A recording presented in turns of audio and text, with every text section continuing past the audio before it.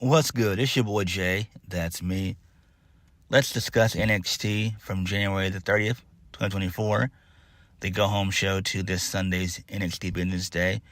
And we are going to go over the predictions for NXT Business Day. NXT this week was okay for the most part. They're still dragging a couple stories along, but we should get their conclusion at Vengeance Day. Every show can't be a home run, but this was pretty okay. So we kicked the show off with the first match of the night, that being Trick and Mello versus the LWO, which is Joaquin Wilde and Cruz del Toro, the Dusty Rhodes Tag Team Classic semifinals. So Trick and Mello, they get the win via Mello does a midair code breaker, and then he tags Trick for the knee strike for the 1-2-3. So that's pretty cool. So they get the win. They continue on. It's going to be Braun Breaker and Baron Corbin versus Trick and Mello. So that's fine there. Pretty good stuff there. Moving on. So Obi Fama post-match, he shows up, and he beats up Joaquin Wilde and Cruz del Toro. Dragon Lee attempts to take out Obafemi, but to no avail. Obafemi stands tall. So I do like this. Obafemi kicks major ass. The guy is built like a fucking Greek god, and it's great. He's great, and the crowd is into him. Like, I love how they do the "oh" chant. So I'm loving that. Obafemi. This guy's a main eventer, man. I could easily see him being NXT champion sometime next year. Easily.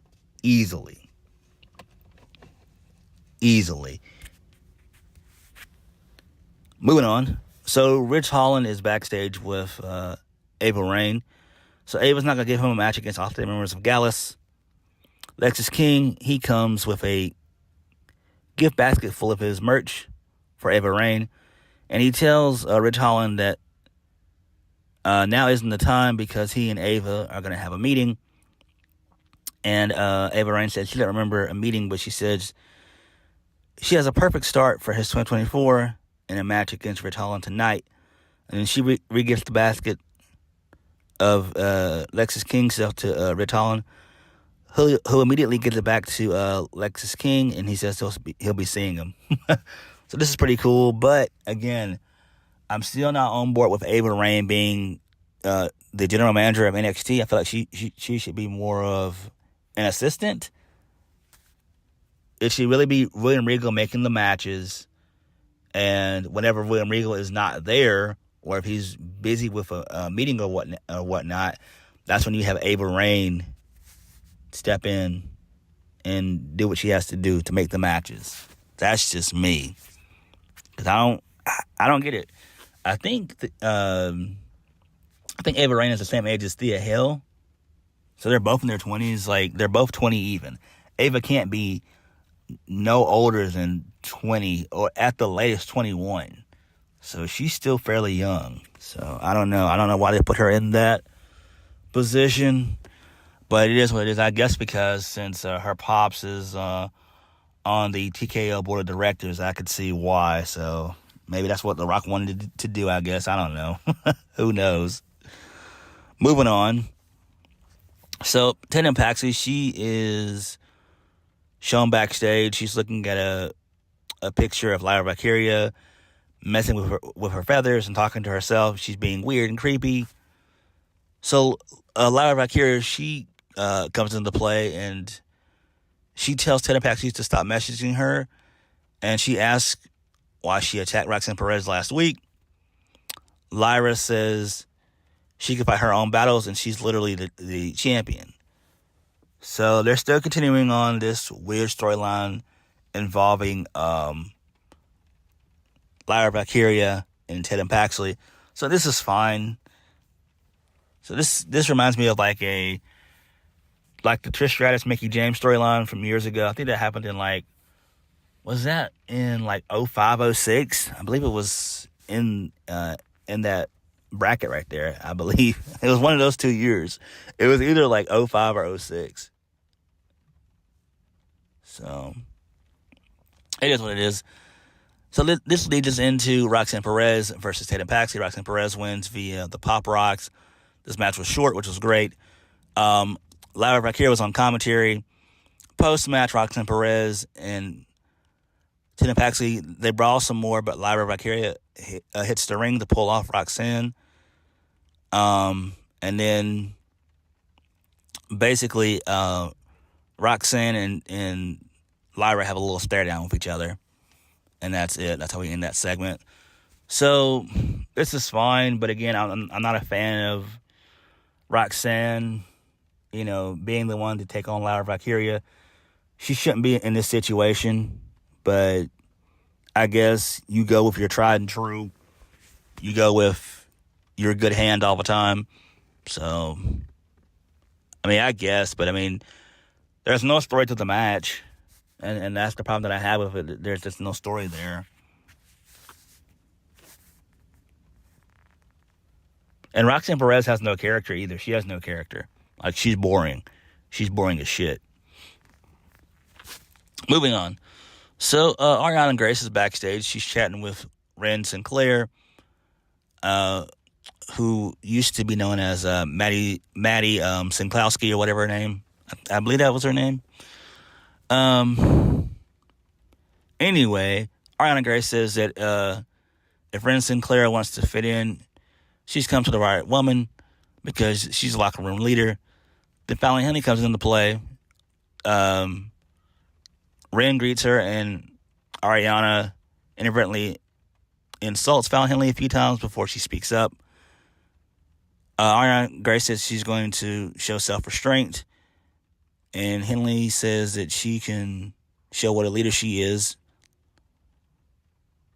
later on because she's going to go find Ava Raine and get a match made for later on in the night. Okay, so this is fine. Ariana Grace has kick-ass character work. This girl is tremendous.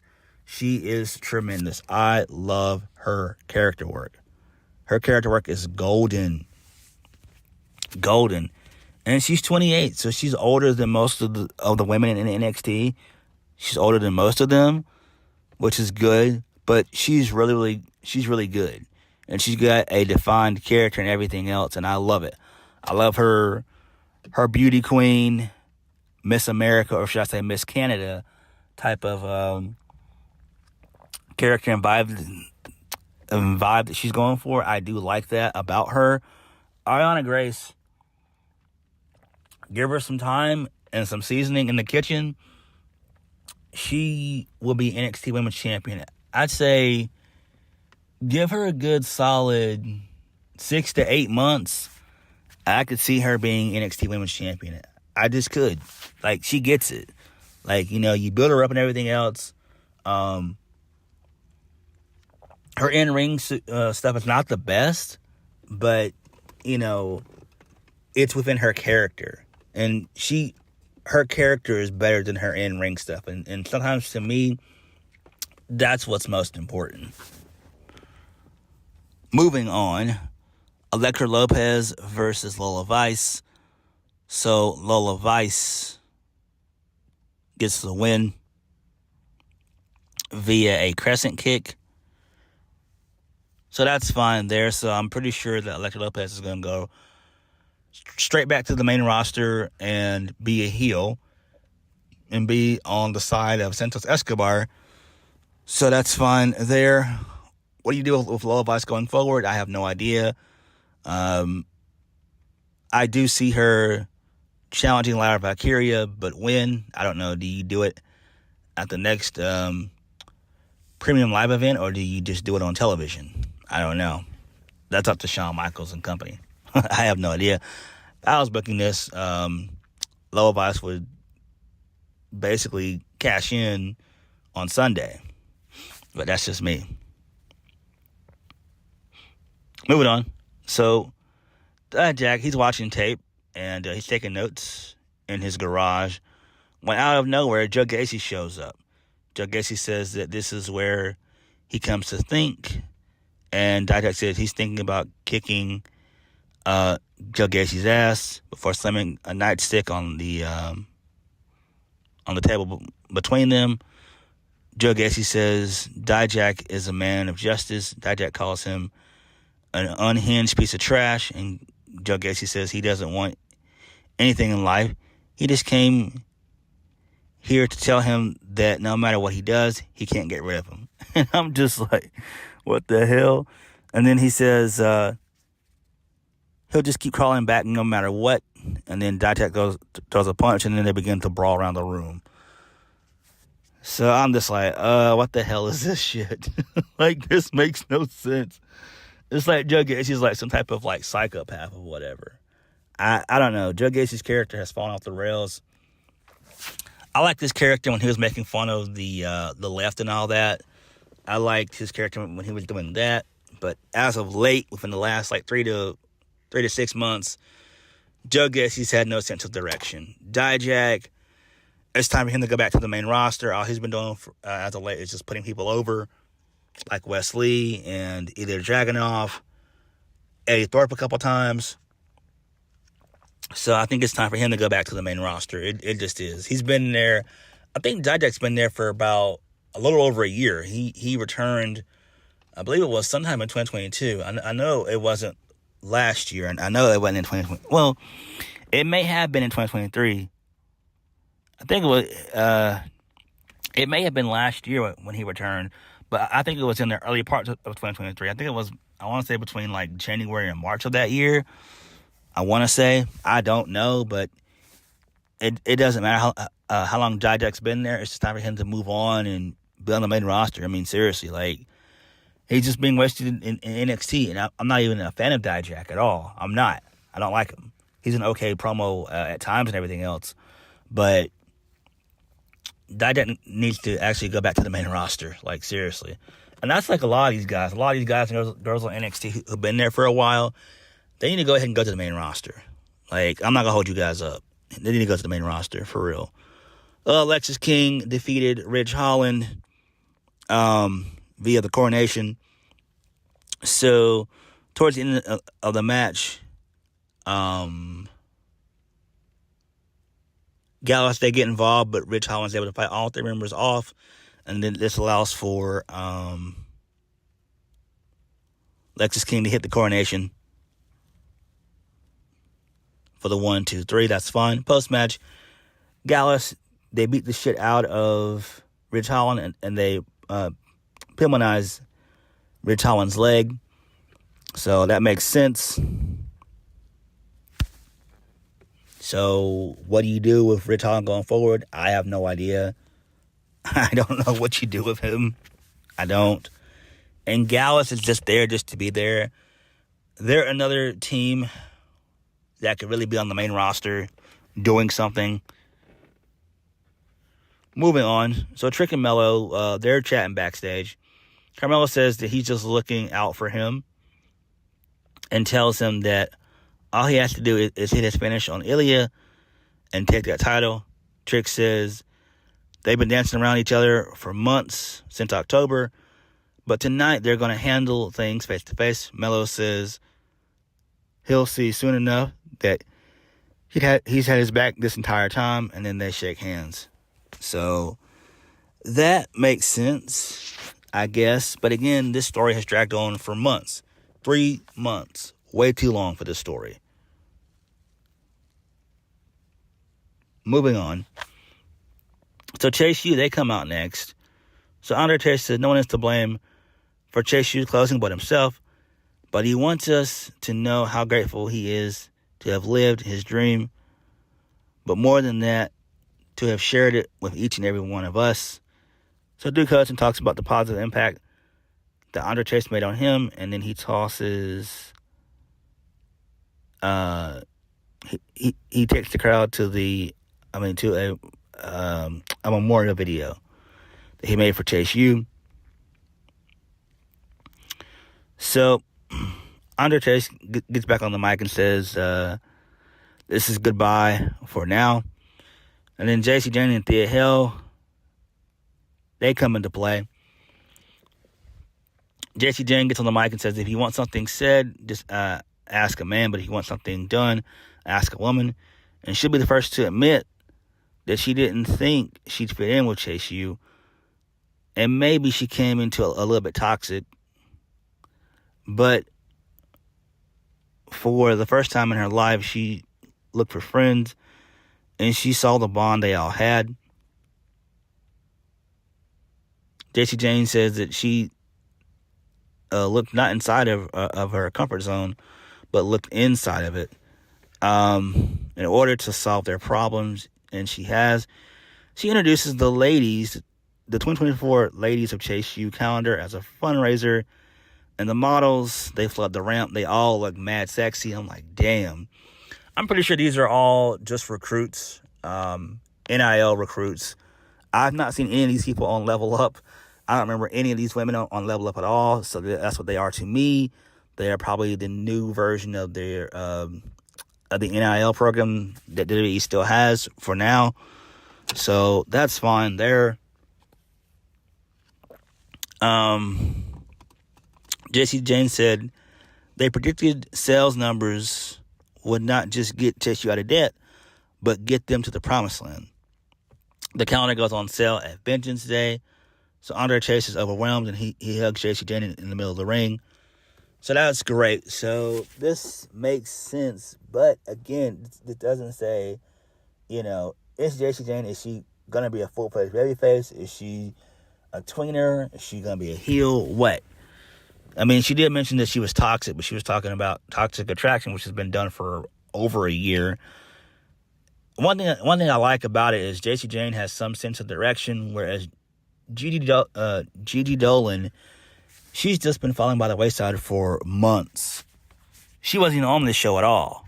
So, I don't know. But this makes sense. How much of the calendar is going to be? Because Booker T, he wanted one just like me. I'm like, how much of the calendar is going to be? Are they going to be $19.99, $24.99? Are they going to be $49.99? Like, what are the prices going to be? But this makes sense, though. We should get the conclusion to all this on Sunday. Moving on, we get a Tony D'Angelo and Stacks vignette. So the boys talk up Adriana Rizzo's credentials and how she can take care of business, and how they're going to take care of business on Sunday against Out the Mud. So, Brooks Jensen, he's backstage trying to talk to Fallon Henley while she works out. He reminisces about winning the NXT UK Tag Team Championships. But before he could get to his point, Ren Sinclair, she shows up, and Fallon Henley goes off to work her match. Again, if you're going to break these people up, if you're going to break up factions, you need to have all of... you need to have something for all the members involved. You have to. Shawn Michaels has not done that. Fallon Henley, she's fine. Josh Briggs is fine, but Josh Briggs wasn't even on the show at all, so I don't know. And Brooks Jensen, he's just there just to be there. I don't know what to do with Brooks Jensen and all. I don't know what to do with him. I don't. If you didn't have plans for all three of them, in my opinion, you never should have broke them up. You should have broke them up later on. But you have to, whenever you put a faction together, and whenever you break it up, you need to have something for all the members to do. You need to. That's just what needs to be done. Moving on. So Chase U, they're backstage celebrating how their fortune changed, and Andre Chase is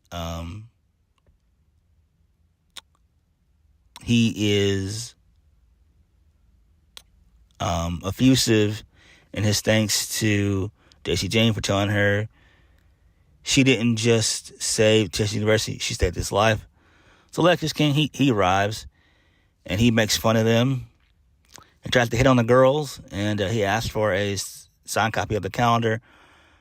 Riley Osborne steps to him, and they exchange some words. for a bit. And then Thea Hale admits to Riley that she does like him, but then she meant to say kind of. So that was funny there. So moving on, and then after that, we continue the brawl between Gacy and Dijak. Referees had to separate them. They were following them. This leads us into Andre Chase versus Fallon Henley. So, Jakara Jackson and Last Legend, they interfere. Last Legend hits the big boot on Fallon Henley, and then Ariana Grace falls into the cover, which is great. And so Ariana Grace gets the win that way. This makes perfect sense. So I do like this. Moving on. So we get an Out the Mud vignette where Jada Parker talks about her history, and the boys talk about how they're different and people don't like that.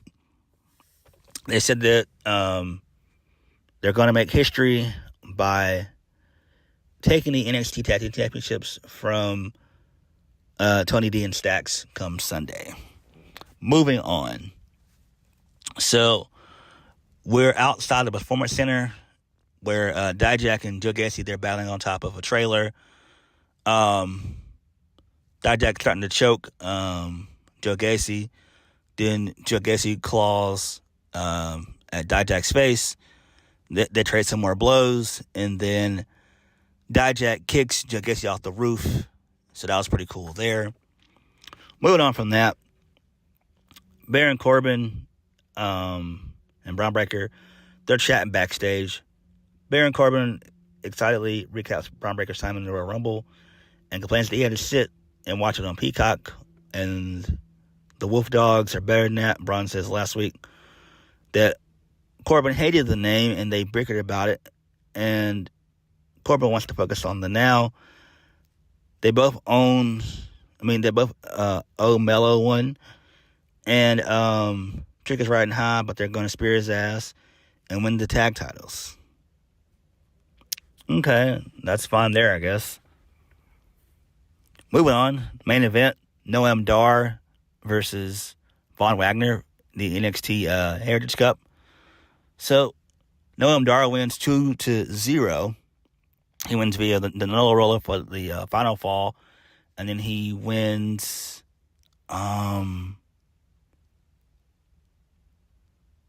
So he wins decisively 2-0. That's fine there. This thing goes 4 rounds, basically.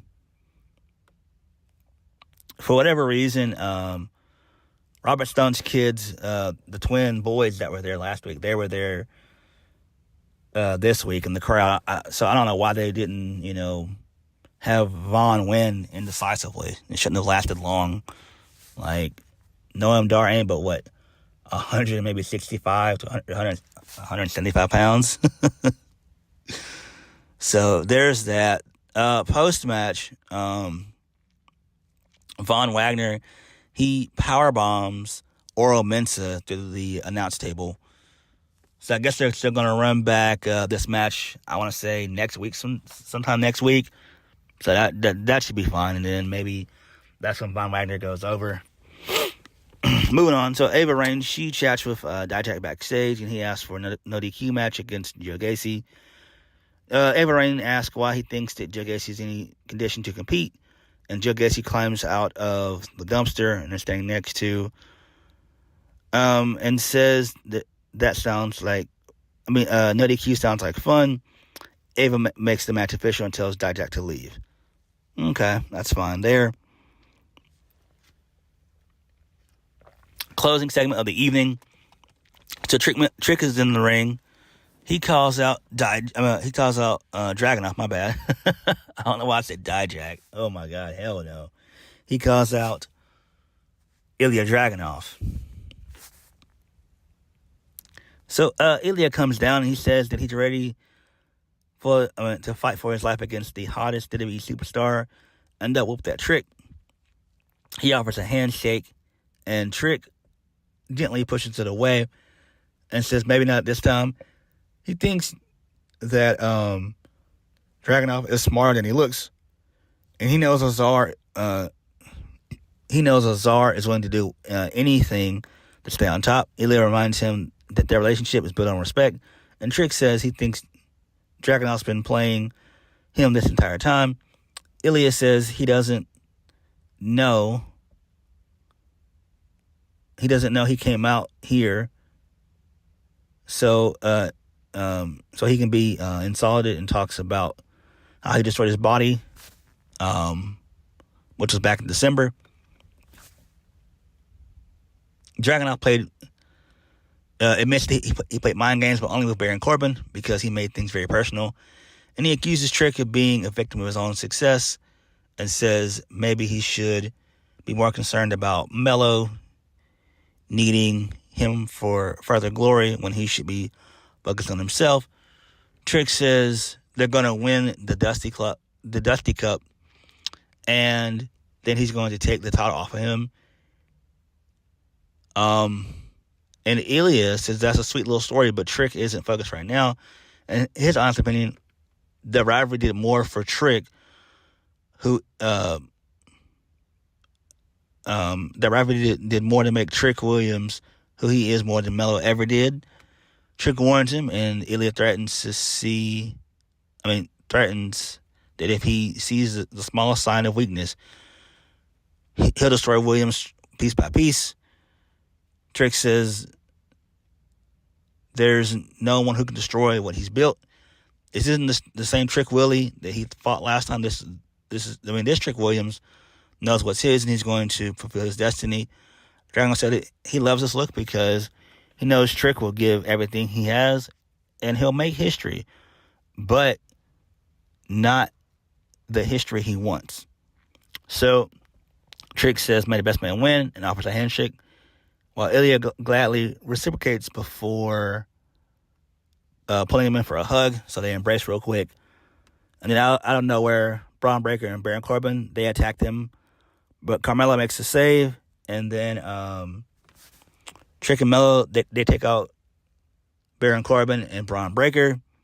And then Trick has a stare down with Ilja, and Carmelo's basically just looking there like jealous. So that makes perfect sense. That's fine, I guess. It's fine. But again, this has ran on for far too long. Let's go ahead and get into the predictions. So, the show itself was good. So, Vengeance Day predictions. Braun Breaker and Baron Corbin versus Trick and Melo. The Men's Dusty Club Tag Team Classic Finals. The winners will receive a future NXT Tag Team Championship match. I'm going to go with Trick and Melo winning. I mean, it makes the most sense. It's obvious. Next, Obafemi versus Dragon Lee for the NXT North American Championship. Obafemi. Tony D and Stacks versus... Tony D and Stacks and Adriana Rizzo versus Out the Mud. Lucian Price, Bronca Nima, and Jada Parker. I'm going to go with Out the Mud winning that one. Then Joe Gacy versus Dijak. No DQ. Joe Gacy. Next, Lyra Valkyria versus Roxanne Perez. For the NXT Women's Championship, Lyra Valkyria is going to retain. And then main event, Trick Williams versus Ilja Dragunov for the NXT Championship. Trick Williams is probably going to win that. And then that's when we will get the payoff where... No, Ilja is going to win that. But that's where Melo is going to come get involved and beat down Trick Williams. And Melo is going to reveal that it was him all along. So, because this storyline's been going on for far too long, and it desperately needs to end. It should have ended at New Year's Evil. It really should have ended then, but it is what it is. But what did you guys think of NXT? Yeah. What did you guys think of NXT? I thought it was okay. It could have been a little bit better. But what did you guys think? Like, comment, and subscribe. I'll catch you guys later. Peace.